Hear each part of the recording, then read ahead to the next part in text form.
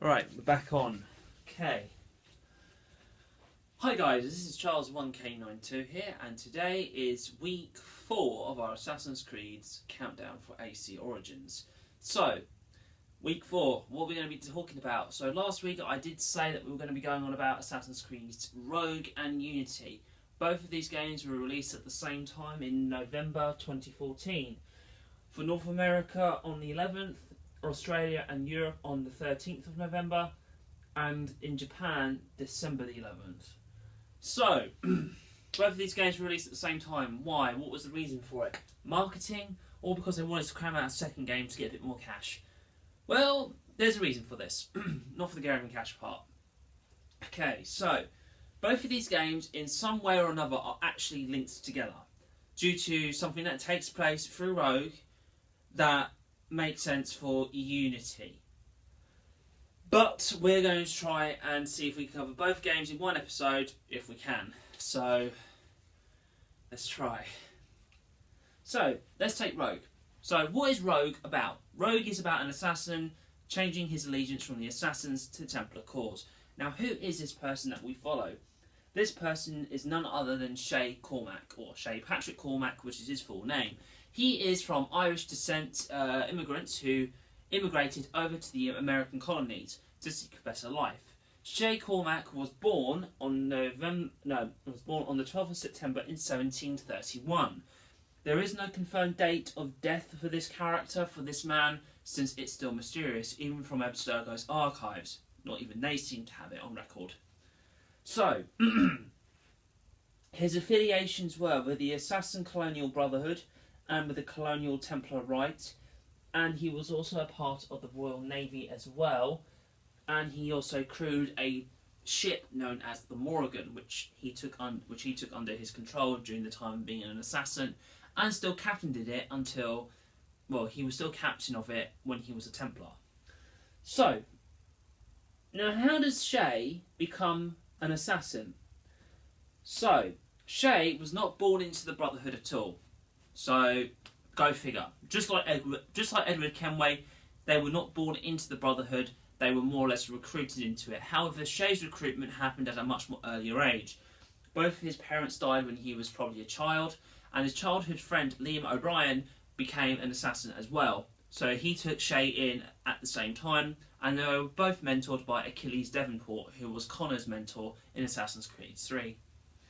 So, many years of him being trained and tutelaged by other assassins at the time, Shay eventually got himself to be a pretty decent assassin. He was very good at what he did, and he always made his own luck, so he always done his best.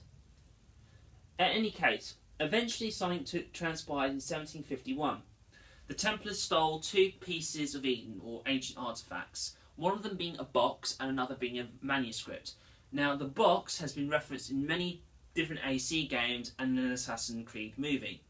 This movie isn't the one that took place last year. This is a movie which was about Ezio passing on a small box to Zhao Yun at the end of Assassin's Creed Embers. So, after this box has gone from different hands through Templars and Assassins throughout history, and eventually it ends up here in America. Now, Shay was tasked by Achilles to retrieve the box and the manuscript from the Templars' hands. So Shay and Liam done this. So once Shay eventually kills the Templars, who mainly are much older men who are quite weak in combat, they're quite sickly as well, so it's very easy kills for Shay. It's like nothing. However, they wanted to try and read what the manuscript said, but they couldn't do it. And this implies then to using one of the founding fathers of America, which is I know his name. It is Benjamin Franklin. Yep, there we go. See, I do remember. So Benjamin Franklin, who is a scientist of some sort, eventually is employed with the assassins to, well, not like directly, but indirectly, uses to test one of his lightning rod experiments, harnessing the power of lightning to produce electricity. Why not? So, we help him by setting up the rods, and thus we begin translating what the manuscript says. So, While setting the machine up in a certain way, the box is opened and it takes the manuscript and translates it into the language of the person's understanding. So, in modern times, as it is now, English is roughly the most common language over the world. Most common-ish. So, if I wanted to see what this thing said and I didn't understand it, I would use the box, connect it to some form of electricity with enough power, mind you, to translate it. And thus it would tell me what the secrets are. Now, this box does the same thing that Altair's Apple of Eden did, very long time ago, which is to show us where other temples are and other pieces of Eden. But for some reason, this shows us a certain kind of temple. And there's a few temples which are dotted around. There was one which was in Haiti, another in Lisbon, and another in the Antarctic. I think it's either in the Antarctic or it's in the North Pole. I'm not too sure where it is. It's either north or south, whichever one. So in any case, Lisbon becomes a place of interest. Now the assassins already went to Haiti to find one of these temples, but apparently something happened with the oceans there.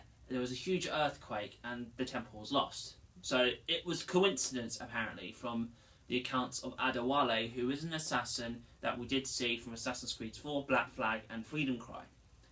So he tells the mentor this, which is Achilles, and says that if you know where you're going, go do what you need to do. So when Shay does come back with the information at hand, along with the manuscript and box, Achilles charges Shay to go to Lisbon to find this temple and retrieve the piece of Eden. Now, as far as Shay and Achilles and the rest of the assassins are aware of, it is this.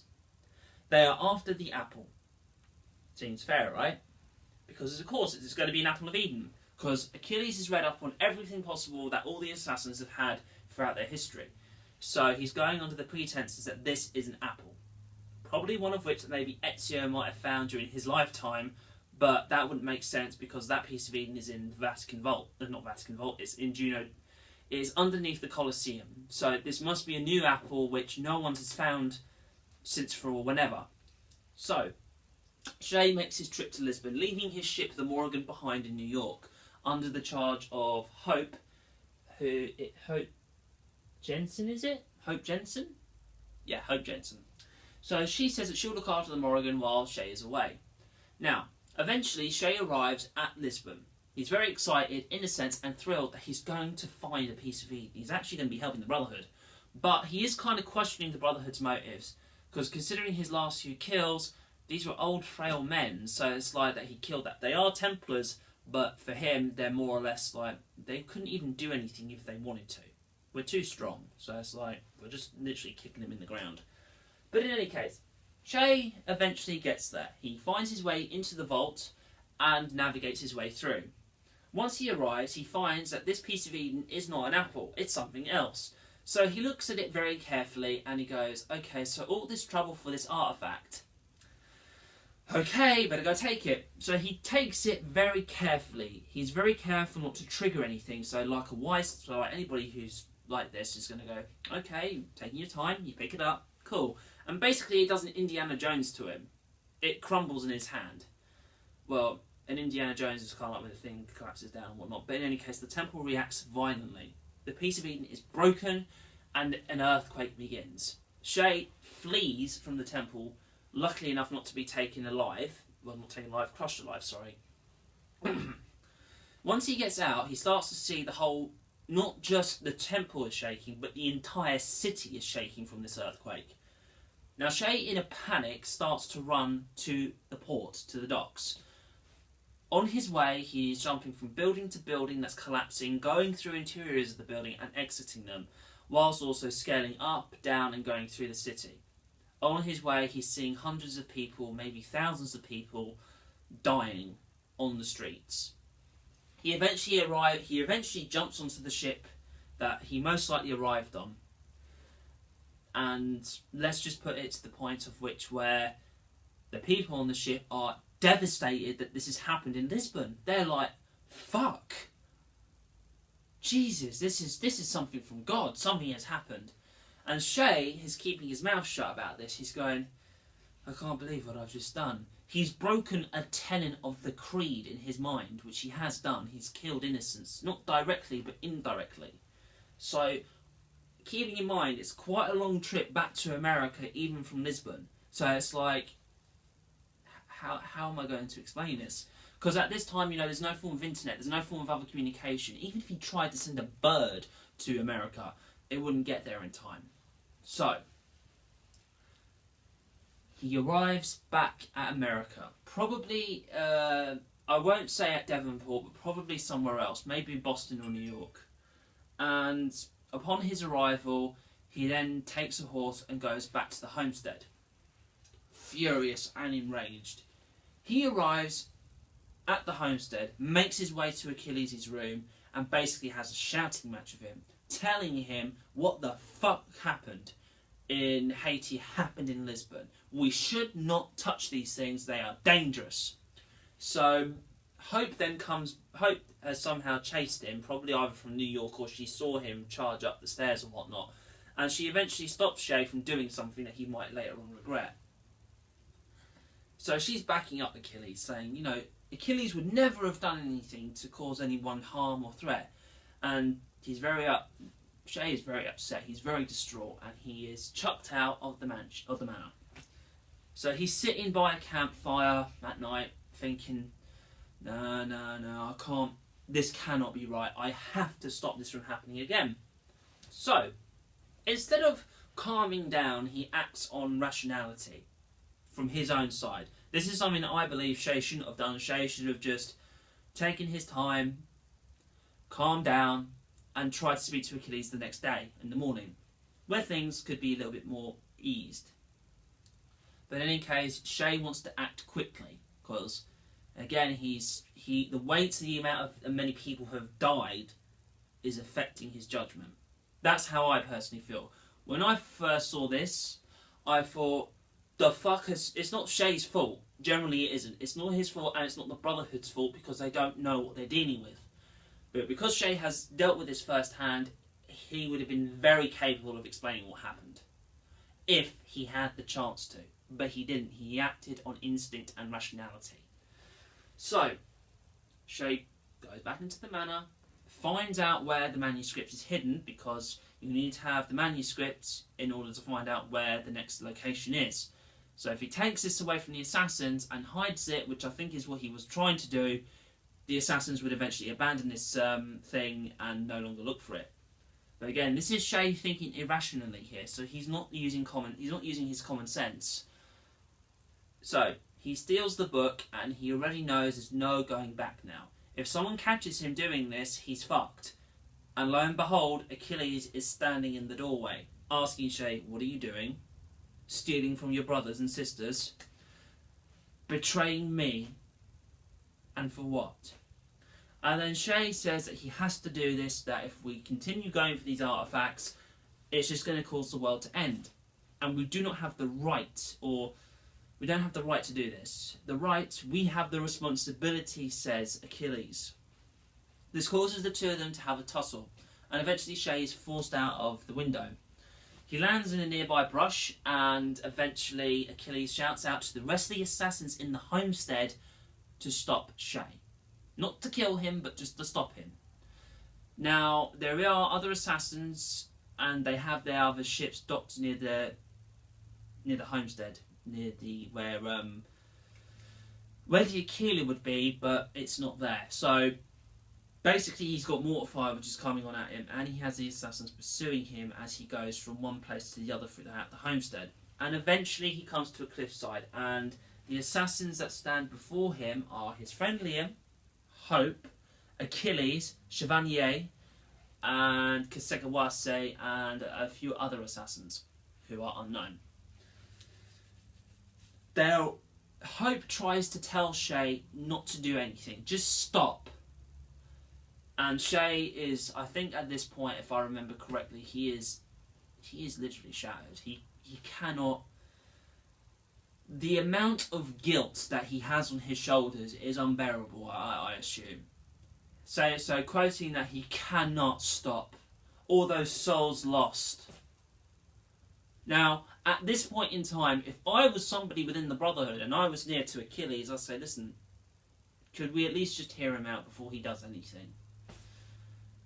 But then Shay kind of humbly perhaps accepts his fate. One more hardly matters. So it's like, man, you're creating the feels here. So Shay then is like, he's ready to die at this moment. He's ready to take the manuscript with him and die. So he's fully aware of this. So as he turns round to kind of like, I guess, jump off and commit suicide, somebody shoots him in the back. Now he's assuming that this was Liam who done this. And Shay ends up falling and landing probably not very well in the ocean. But he ends up adrift somewhere else. And he is found by people. And this is where his ties with the assassins are now broken. It's gone. It doesn't exist. Now, another thing that takes place is this. So the person who finds him is a Templar named George Monroe. And he has Shay taken to two people, which they are called Barry and Cassidy Finnegan, in New York. So they care for him. Upon his recovery, Shay meets Monroe and another Templar known as Christopher Gist, and he begins to work with them to reclaim the Morrigan and bring down the assassin allied gangs of the city. So, in the sense of the Templar Towers, Shay takes down the assassin gang strongholds. Now these gangs are causing a bit of trouble with the citizens of New York and whatnot. Well, at least the colony of New York anyway. So Shay decides to do this, and he brings down many forts under the assassin control and brings them under Templar control, basically British control, and so on.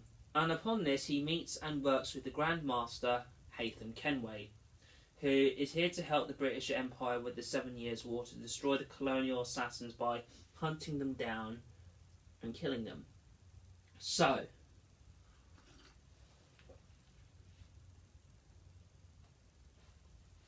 he does this. He starts to hunt down his former comrades, killing them one by one. And nonetheless, he feels remorse every single time he kills them. So it's like every single time he encounters one and he successfully stops them, he doesn't want to do it. Although he's now a Templar and he's been fully inducted in the order, he doesn't want to kill his former brothers and sisters. It's like an instinct for him not to do it. It goes against everything that he once was, and still is to this point. And then eventually, the assassins have found out where the other artifact is, where the other tomb is. And it's somewhere in the Arctic, so I was right, Buffy. And he finds that the last two assassins of the colonial brotherhood are Achilles and Liam. They are the only two left. The other subordinates of the assassin order have been killed off. They've either been driven underground or they are literally dead by Shay's hands. Not to mention the other Templars that are now hunting the assassins now. So, when they arrive at the temple, they find that Achilles is already there along with Liam. And they are standing before the very same pedestal that Shay did in Lisbon. And then they find something. Or at least Achilles does, and goes, "Don't touch anything. Shay was right." Liam says, "Well, what would he know? A damn lot more than any of us." And thus, when Shay arrives with Haytham, it's more or less, "Do you see what I was talking about? We cannot go messing with these things. If you only listened to me, none of this would have happened." And thus, still ignorant and still showing no form of respect, and Haytham kind of jumps into saying, "Yes, we're kind of still working on that." In any case, so Haytham and Achilles fight, but before that kind of takes place, Liam tries to kill Shay and Haytham. And finally Shay gets to turn around and say to him, "Well, you missed when we were back at the homestead." And he says, "Missed? That wasn't me, that was Chevalier." I don't miss. And he's about to kill his former friend, but Achilles stops him, which causes the thing to knock over, which is a tree, as it were. Which is what Shay refers to as these things, these roots that protect and hold the earth in balance. So, in any case, Shay pursues his former friend and eventually kills him. After doing this, the manuscript is taken in. Is finally taken back in Shay's possession, while the box is sent somewhere else. So the assassins have already hidden the box. And Liam then turns around and says, "How did you manage to do this? Betray the assassins, kill everybody that you knew, and destroy the creed in America." And Shay again does come out with the coin phrase that he makes his own luck, and because he wants to save the world. And Liam says, "Well, I hope it's a good one." And then he dies of blood loss. Shay, out of respect, raises Liam's hood to cover up his eyes, I guess, and to make sure he does go in peace. Eventually, Shay catches up with Haytham and Achilles, and eventually, Shay stops Haytham from killing him. Shay says, if we kill Achilles now, the other assassins that will come later on will look for this place. He has to live and tell the rest of the assassin order never to come after these. Fair enough. Haytham leaves, but he makes sure to shoot Achilles in the leg to make him the cripple that he becomes an AC3. Telling him never to forget what has happened here. That he won't, but the world will. And they basically leave Achilles battered and bruised and whatnot. So Shay then is on the Morrigan, and they're sailing back to America. And Haytham then turns around and says to him that you seem to become quite proficient in finding these artefacts. Do you want to go and search for the box? And then Shay says, don't know. It might take an entire lifetime for me to find it. And says, well, it's either this or whatever else you want to do. And then it takes us to Versailles in France, many years later. Shay is now, he's still a Templar, and he's on his way to find the box. But he comes across Benjamin Franklin, who is there, and this is during the point in time that America has become liberated now. It's now free from British rule. So, it's been 16 years of finding the precursor box, so he's been tracking it down for a long time, and it leads him to Versailles. And he helps gain access to Versailles manor through Benjamin Franklin. Now, while he's there, he's technically an uninvited guest, so the guards are going to be looking at him very suspiciously. But his old skills as an assassin don't go far. Well, they go very far, as a matter of fact. So he blends and hides and does whatever. But guess what? He comes across two children, known as Elise de la Serre and Arno Dorian, both children. And he walks past them without a second glance, knowing who his target is. His target is an assassin named Charles Dorian, Arno's father. Now, he is hiding within the crowd, watching Charles come back, trying to find his son Arno, because he told his son to sit in a particular place and wait for him. Arno is nowhere to be seen, and then Shay strikes. He comes up next to Charles, stabs him in the chest, causing him to be surprised. It's you, traitor! And Shay just says, I've only come to see a job done.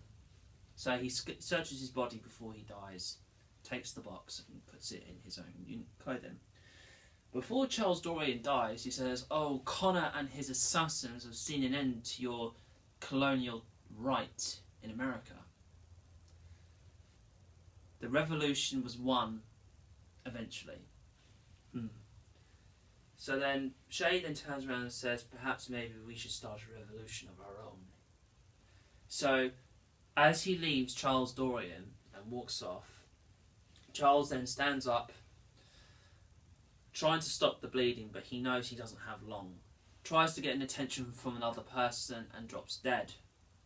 Shay then leaves Versailles with the box in hand and leaves for America to perhaps start off another war with the assassins again. So,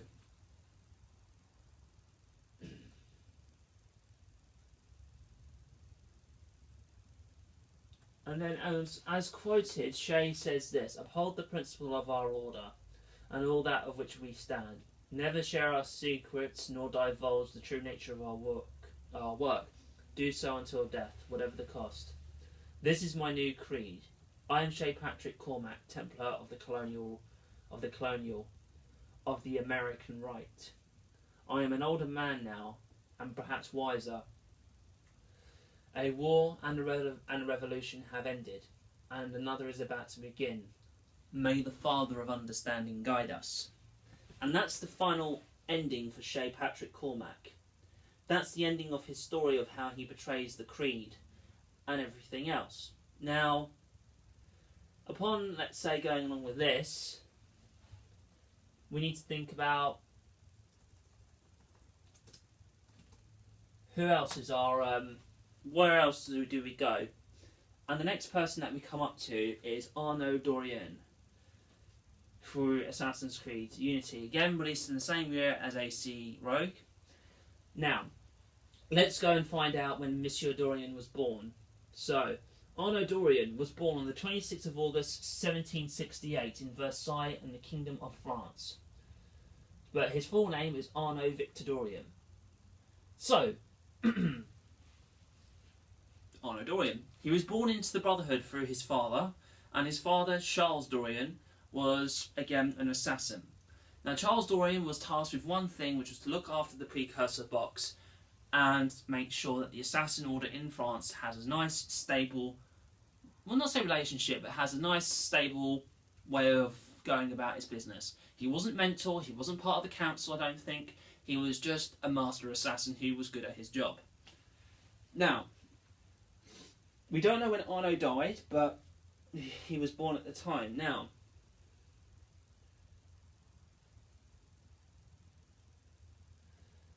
so he was part of the Parisian Brotherhood, and he was active during the time of the French Revolution. He is an ancestor of Callum Lynch. Oh! So that's why I fucking saw Arno Dorian in the movie. That makes fucking sense. GG. Okay, so he's an ancestor of Callum Lynch. Fuck. I was wondering why there was someone like Arno appearing in the movie. Makes sense now. So Callum Lynch is technically canon. So that means Alan Rickman is dead then. GG. Anyway, so after Charles Dorian was killed by Shay Cormac, Arno was then adopted by Francisco de la Serre, the Grand Master of the Parisian Rite of the Templar Order. Now, at this time, when Arno was taken in, the Grand Master of the Templars, Monsieur de la Serre, was kind enough to take Arno in. He knew who Arno was. He knew who his father was, but decided to take him in. Not to corrupt him, not to brainwash him, but to take him in, because he thought it would be the right thing to do later on in time. Now, another force that was at work was Germain. Now, this guy is another sage, who is like Aita, and he was a part of the Templar Order. Basically, he was a silversmith, and he crafted weapons for the Templars. Now, he started to see visions of Jacques de Molay, and was basically his past life which he was foreseeing. And he was basically trying to convince the Templar Order of this time period to reenact the revenge and kill the French monarchy and turn everything into the Templars' own thing. But it didn't happen. So, although I did neglect to say about what happened in the modern day for Rogue, I'll basically put it like this. It's the same as Assassin's Creed 4 modern day, except you're basically helping out the Templars fixing the mess that the Assassins made in AC4. So that's generally it. However, for the modern day for this, there's nothing except cutscenes. So basically what's happened is Abstergo has made a new animus called the Helix. It's basically like a television with a console mixed in, and basically you can relive any ancestor's memory through the Helix cloud system. Mainly censored to the Templars' way of glorifying the Knights Templar while shaming the Assassins. However, the Assassins easily hack this through their Initiates program, which are a group of hackers that the Assassins come across during the modern day. And we meet Bishop through these means. She then tells you that to go through this project To go through this will signify that your allegiance is to the assassin cause, which we do. And thus we relive Arno Dorian's life. Now then, Arno then lives within the Delassare household in France. I think it is in Versailles that they live in there. And he then informs an infatuation with the daughter of Monsieur Delassare, which is Elise, a young woman that he eventually falls in love with. Now, throughout his adult life, he's kind of like a gambler / romantic. He likes a challenge and he likes to have fun. So it's like he's basically like another Ezio but French, although he doesn't have Ezio's charisma for very long. So eventually, something happens. So Germain decides to lead a resurrection against Monsieur Delassare and has him killed by other Templars. Now, when this is going on, it's around about the times of Elise's birthday, of where she is actually being inducted into the Knights Templar Order, and she becomes a Templar. Now, her father is killed, and Arno is arrested and is taken to the Bastille. Arno then feels devastated of what's happened. He's now been convicted of a crime he didn't commit. Wrong place, wrong time. And he was supposed to be with Elise, so he wanted to surprise her, but not like this. Eventually, while he was in the Bastille, he eventually came across another assassin named Pierre Belec. Now, Belec is an assassin. Now, he didn't know who this boy was until he kind of looted him while he was asleep. And he found a pocket watch that only Charles Dorian had. So, thinking, well, I'll be damned. Charles Dorian is now... He does know that Charles Dorian is dead, but he's surprised to find his son in prison.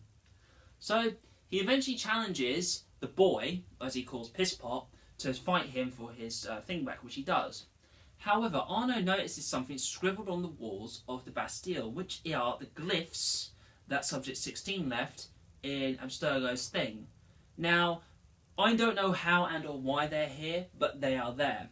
And when he says it's to Belec, Belec can't see it, but he knows what Arno's got. And I think Belec has eagle vision as well. So he tells him to concentrate, and he does, and he can see it. And Belec said that he was trying to find these messages. He got himself arrested for these because he can only see them, but now he knows it's not just him, it's somebody else. So in any case, this was something else entirely, and Belec decides to train Arno while they're imprisoned. Now outside, the revolution is kicking off, like there's fights going on.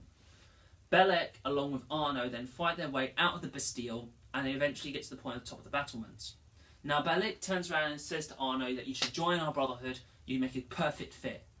So he's about to perform a leap of faith, and he says, well, come on, are you coming? He says, are you mad? I'm not going to jump off here. And he says, well, it's either do or die. See you later, Pisspot. And Eagle, well, leap of faith off. Arno Dorian then makes his way over to the edge, because he's being surrounded by guards, and goes, oh boy. And he dives, and he lives. So he eventually makes his way to the Palais de Justice, which is in, obviously, the Palace of Justice. So he eventually arrives there, and there's a task, a test, to see if he can solve his way through to gain access to the Assassin's Brotherhood thing. So he does this, and he eventually finds his way underground, and he meets Belec again. And it's the Sanctuary. This sanctuary is located near... it's near Notre Dame, but it's not exactly at Notre Dame, it's another part of the district. So eventually he goes into the underground catacombs and he meets up with Belec, and he is taken to the Council of the Assassin Brotherhood of Paris.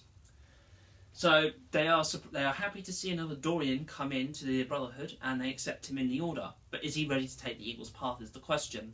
The weight of Delassare's death weighs heavy on Arno. Although he never killed the man, he feels like it's his own fault. So the assassins tell him to take a drink, and it's a hallucinogenic drug, which I'm going to guess is the same kind of thing that happened in Masyaf, where you drank, you hallucinated certain things and whatnot. Eventually Arno goes through the stages of his own grief and kills the thing which he thought killed Monsieur Delassare, which is himself, even though it wasn't him, but he also felt responsible for his own father's death, which again it wasn't him, it was somebody else, which was Shay. So then Shay then decides to throughout his journey, Arno gains various allies, including Antoinette, the Marquis d'Ersad, Georges Danton and Napoleon Bonaparte, and as well as his lover interest, who's a Templar, Elise. So eventually it becomes tracking down who killed Delassere's murderer, which is Germain, and the Templar order that he's now commanding. And thus they tried to form a unique bond with the Assassin and Templars. Now, before all this took place, Delassere and the Assassin mentor, which is, I can't think of his name now, Mirabeau. Eventually they tried to see if they could have a nice collaboration together throughout the French Revolution. But because of Delassere's death, and then eventually Mirabeau's death, it caused the Assassins and Templars to constantly have a fight during the Revolution, making like any side that you were on was wrong. But the Assassins tried to clear up their mess with the allegiances to the king, because otherwise if they showed that they were still loyal to that, they themselves would be attacked by the citizens of France. Now, Belec was the one who got Mirabeau killed with poison, which was aconite, which is a favourite poison that the Templars use. Anyway, so eventually Arno kills him and learns the truth from this. And then finally he finds a Germain who now has a piece of Eden known as the Sword of Eden. This is a very powerful ancient artifact which is somehow able to cause one to teleport away from danger, and also to use a lightning-based attack that is emitted from the sword. Now both Elise and Arno challenge him, and eventually Arno is then eventually they face him off in the Templars' original HQ, which was the Temple, which is in Paris. It is a real thing. It probably still stands, albeit maybe changed, but they were fighting in the catacombs of that place. And due to the powerfulness of the sword, it caused some of the building to collapse. Some of it landed on Arno. Elise tries to help him get free, but because Germain is a little bit injured, he wants to flee and he wants to run. Elise challenges him at the cost of her own life. Arno then is sad to see his only true love taken away from him.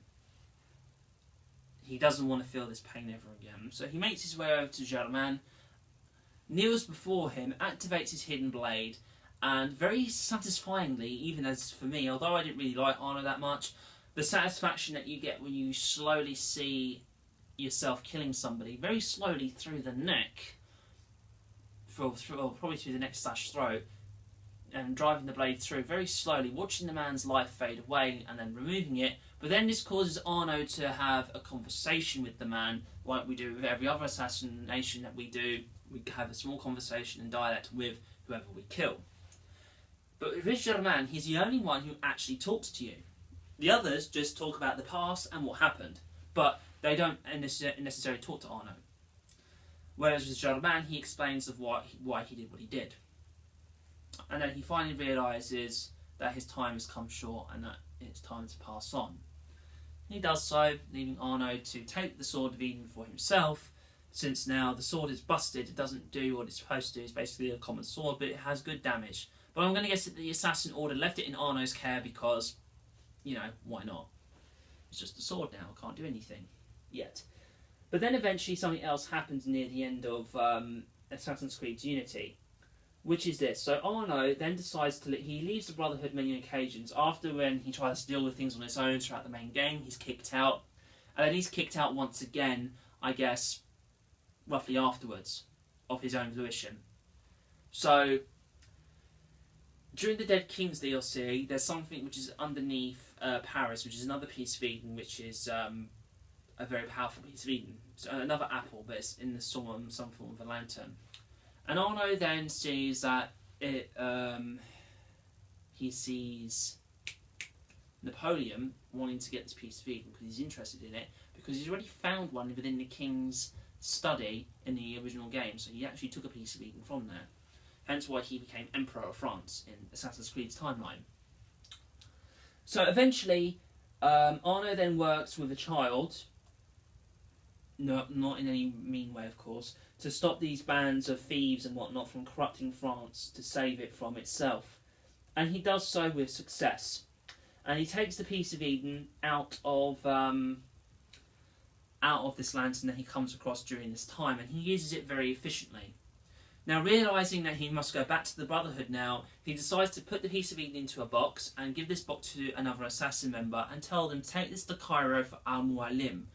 Now, this is an Arabic word for mentor, so he knows that there's a mentor in Egypt where this piece of Eden can go. So, although in Origins that we're not going to be seeing this piece of Eden, I think what would be interesting for the modern day, they could at least reference that the fact that a piece of Eden was moved to Egypt after the French Revolution by Arno Dorian. So perhaps maybe this would be nice enough for us to see this. In any case, so then Arno then goes back to the assassins, helps them with their cause, and eventually becomes a master assassin in their order. I don't know if he seats a council. I don't know if he's got any other role than just being as he was in the game.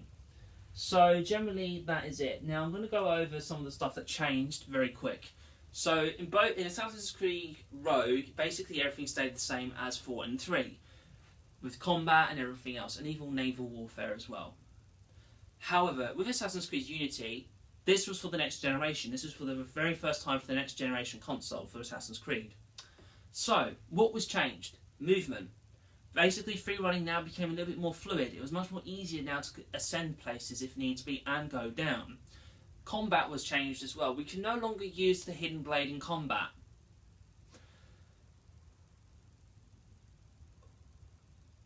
Why? It's more fun when you kill people with a hidden blade in combat because it's quite hilarious. So, we were limited down to only a primary weapon and a pistol, and that was it. We couldn't use our fists. I don't know why. But in any case, so, we were only equipped with either a sword, or a heavier object, or a gun, which we could use as a blunt object as well. So that was that. There was nothing else. We also had a crossbow hidden blade, which is what they called the Phantom Blade. And just for a little bit of a side note of history, for anybody that knows their Assassin's Creed's lore, is this. Now, during a particular point when Assassin's Creed's Brotherhood came out, another thing called Project Legacy was on Facebook. It was basically a game which we can log into if we joined it. So, it was a game that I played, and there was kind of a bit of bonuses if you unlocked certain things for your Brotherhood thing, because you got more money out of it, as it were, as it generated. So it was like more cash and better unlocks as well, and other content as well that you would have gotten from the game. So, getting back on topic with that, with Project Legacy, which is what it was called, there was a bit of time period where it was in Rome during the time that Ezio was mentor. And we are looking at one of the lives of one of the assassins who was getting stuff from Leonardo himself, because Leonardo actually manufactured not just one weapon, but a load of weapons for the assassin order, probably during and after the events of Brotherhood.